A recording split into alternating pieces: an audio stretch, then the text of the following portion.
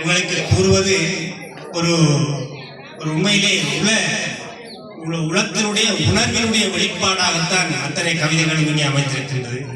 கவிதைகள் பெரிதான கவிதை இல்லை. ஒரு தந்தை என்ற இடத்திலிருந்து அந்த தந்தை என்ற உணர்வை எவ்வாறு ஒரு மகளுக்காக வெளிக்காட்டுகின்ற நிலைமையோ அந்த நிலைமையினுடைய வெளிப்பாடுதான் ஒவ்வொரு கவிதையிலையும் படிக்கொணரப்பட்டிருக்கின்றது. இதிலே முன்னுரை வழங்கப்பட்டிருக்கின்றது 4ஆம் பக்கத்திலே. அனாமிகா பற்றிய 2வது கவிதை நூல். இது ஒரு தேவதையின் சிறகசைப்பு. 2 பதிப்புகளை கொண்ட ஏஞ்சல் அனாமிகா ஒரு காவியமாய் என்னுள் நிலைத்திருக்கின்றார். இதற்காகத்தான் இந்த காவியத்தை நான் எழுத்து வடிவிலே எழுதுகிறேன் என்று அவருடைய கற்பனை திறனை வெளிக்காட்டியிருக்கின்றார் சகோதரர்கள். மாற்றங்கள் நிகழ்ந்து கொண்டே இருக்கின்றன.